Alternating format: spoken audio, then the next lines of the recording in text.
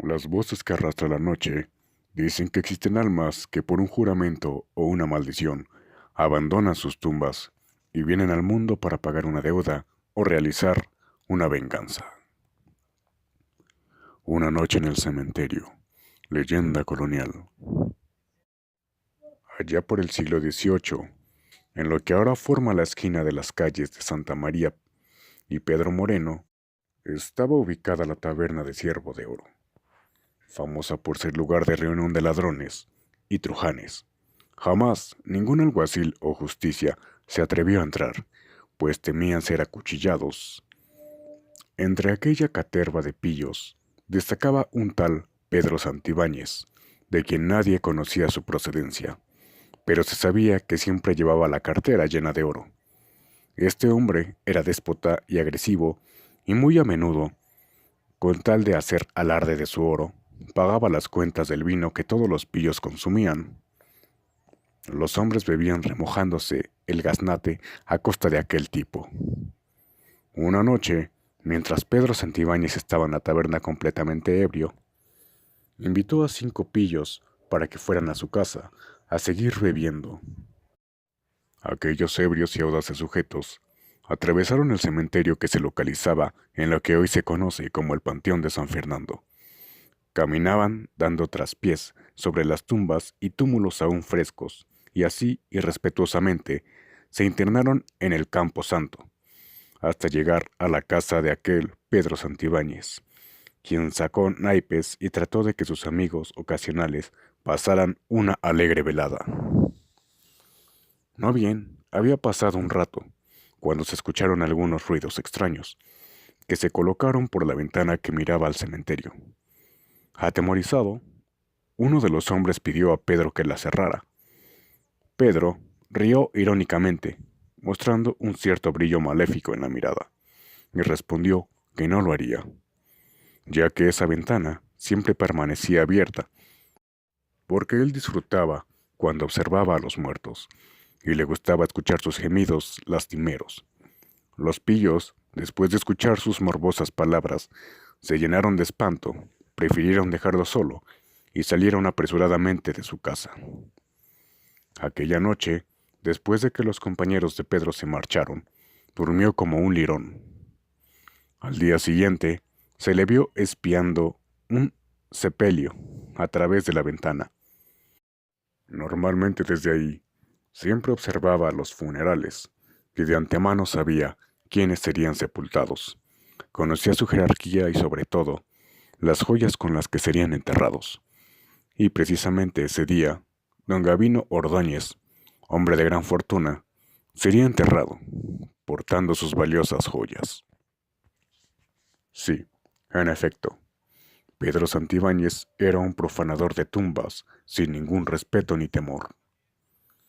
Cuando el sepelio terminó, Pedro esperó a que se anocheciera, para así poder saquear el ataúd y apoderarse de las joyas del muerto, y hasta de las ricas vestiduras con que había sido sepultado. Pedro Santibáñez jamás sintió remordimiento alguno por las profanaciones que hizo. Como es sabido, en el siglo XVIII el Santo Oficio persiguió brujas, hechiceros y a toda persona de quien se sospechaba tuviera algún pacto con el diablo. Y entonces sucedió que en la casa contigua, a donde vivía Pedro Santibáñez, habitaba una mujer cuya reputación la marcaba como una bruja. Su fama llegó hasta los oidores y ejecutores del Santo Oficio, quienes un día llegaron a la sombría casa para apresar a la sospechosa mujer. Dentro de la casa se encontraba la bruja y su hija. Ambas se sobresaltaron al escuchar aquellos gritos y golpes en la puerta. La madre comentó: «Son esos malditos que vienen por mí. Sé bien que van a llevarme». La hija, con lágrimas en los ojos, dijo que jamás permitiría que se llevaran a su madre, ya que de hacerlo, la matarían. Pero la bruja le dijo que pusiera atención a sus palabras, ya que de eso dependería, que después de muerta pudiera revivir. Entonces le dijo: «Te hago entrega de este amuleto de hechicería. Cuando me entierren, lo colocarás sobre mi pecho, y por ningún motivo permitas que me metan en un ataúd. Solo has de amortajar mi cuerpo. Con este amuleto recordaré mi poder y forma humana. Entonces los integrantes del Santo Tribunal entraron a la casa y se la llevaron presa. La bruja fue juzgada y declarada culpable de hechicería y culto al demonio. Su condena fue la horca. Estando ya en la plaza principal, la subieron al caldazo para cumplir la sentencia, mientras toda la gente gritaba: «Muere, muere, bruja maldita, deberían quemarte viva, mujer de Satanás». Concluida la ceremonia, Fray Gómez Suastegui entregó a la hija de la bruja el cuerpo de su madre y le preguntó si ella tenía el ataúd. Ella contestó que la última voluntad de su madre había sido que la enterraran solamente envuelta con una mortaja. Entonces la bruja fue llevada al cementerio. Esa misma tarde, por disposición del Santo Oficio y gracias a la intervención del fraile, el cadáver amortajado de la bruja fue enterrado en el Campo Santo, lo más lejos posible de las demás tumbas. Mientras tanto, Pedro Santibáñez observaba desde la ventana de su casa a la desconsolada hija, hincada ante la tumba de su madre, y al único enterrador que se conmiseró de ella, y entonces confirmó que se trataba del sepelio de la bruja que habían ahorcado esa mañana. Antes de que la bruja fuera enterrada, su hija se acercó al cadáver y le colocó sobre el pecho aquel amuleto que brillaba esplendorosamente. Cuando Pedro vio destellar aquella joya, su codicia creció y pensó en la conveniencia de que aquel cadáver hubiera sido enterrado sin ataúd, ya que eso facilitaría sus maléficos planes. Tan pronto anocheció, Pedro llegó al panteón y comenzó a cavar. Cuando el cadáver quedó al descubierto, lo alumbró con un farol y buscó la hermosa joya entre la mortaja. Al tenerla en sus manos, se apresuró a cubrir la tumba y después se alejó, llevándose consigo el misterioso amuleto. Y ya en su casa, lo metió dentro del cofre donde solía guardar el producto de sus macabras rapiñas. La joya sería vendida pasados 2 días. A la noche siguiente, Pedro Santibáñez fue a celebrar su fechoría en la taberna de El Ciervo de Oro. Y cuando estuvo borracho, nuevamente invitó a los pillos para que fueran a su casa. Los trujanes de ninguna forma aceptaron, ya que habían tenido suficiente con la desagradable experiencia que vivieron 2 días antes. Pedro se encogió de hombros y salió de la taberna poco antes de la medianoche. Mientras caminaba rumbo a casa, pensó en la conveniencia de estar solo esa noche, ya que al día siguiente debería estar bien despierto para vender la joya. Cuando dieron las 12 de la noche, Pedro creyó escuchar algo así, como un gemido plañidero, que arrastraba el viento y que le decía: «Pedro, Pedro». El aterrador lamento venía directamente del panteón. Palideció y su corazón latió más fuerte. Encendió una vela, se levantó de la cama y caminó hasta la ventana, desde donde siempre se deleitaba viendo las luces, siluetas y sombras del panteón, pero no había nada.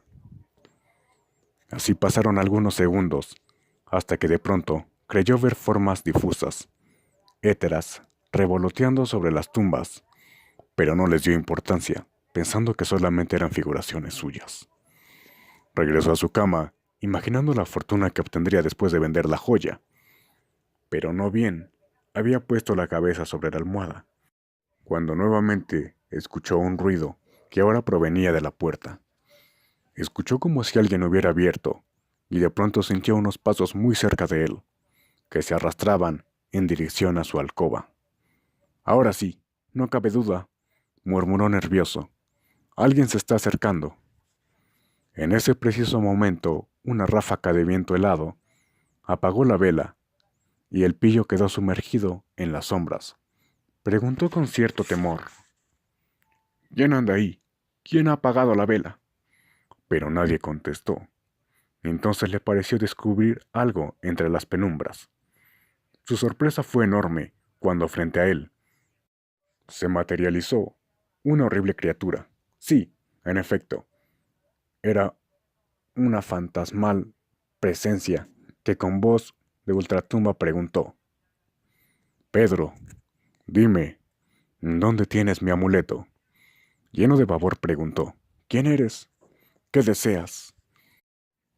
Pero cuando la descarnada figura se le acercó más, Pedro descubrió horrorizado al fantasma de la hechicera, y temiendo por su vida gritó: Retírate, bruja maldita, tú estás muerta, estás muerta. Pero aquella imagen espectral seguía reclamando su amuleto. Es mejor que me lo entregues ahora, exclamó la bruja. Tú eres el culpable de mi penar, pues si no me hubieras robado el amuleto, yo estaría viva ahora. Pedro le gritó que se marchara, que se alejara de él. Pero el fantasma nuevamente exigió su amuleto y juró que si no se lo entregaba, sufriría un terrible castigo. Como Pedro no contestó, el fantasma comenzó a buscar su amuleto y de pronto descubrió el cofre donde estaba guardado. Lo abrió y exclamó: Maldito seas, con que aquí lo tienes escondido. Pedro enfureció como loco y gritó que no se lo podría quitar. Pero aquel espantoso espectro tomó el amuleto con sus descarnadas y sarmentosas manos. Lo colocó sobre su huesoso y repulsivo pecho, y en ese momento se desencadenaron 1000 demonios. La leyenda cuenta que el profanador de tumbas no sabía si soñaba o se estaba volviendo loco, pero en su delirio gritaba: No, aléjate, solo eres un fantasma, márchate, tú no eres real, no puedes serlo. Yo mismo vi cómo te ahorcaron y te enterraron. Entonces intentó arrebatarle el amuleto a la bruja, al tiempo que desesperado gritaba que ella no necesitaba de esa joya en el otro mundo. Los ojos de la bruja brillaron con destellos de espanto. Sus descarnadas mandíbulas se abrían con una amenazante mueca horrible para defender su preciado amuleto, y en cuanto lo tuvo seguro, extendió las manos hacia el profanador, y con sus largas y afiladas uñas, llenas de tierra de tumba, lo arañó sádicamente, produciéndole dolorosas y profundas heridas en el rostro. Después lo tomó por el cuello, mientras Pedro inútilmente luchaba con aquella poderosa fuerza sobrenatural. En vano fueron sus intentos por salvarse, ya que irremediablemente cayó muerto.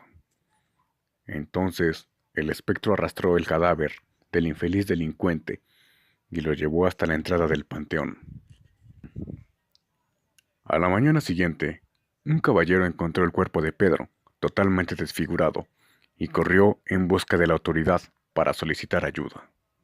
Momentos después, al lugar de los hechos llegaron representantes de la justicia, y Fray Escoto, que preguntó a los soldados si sabían quién era ese hombre y qué oficio tuvo en vida.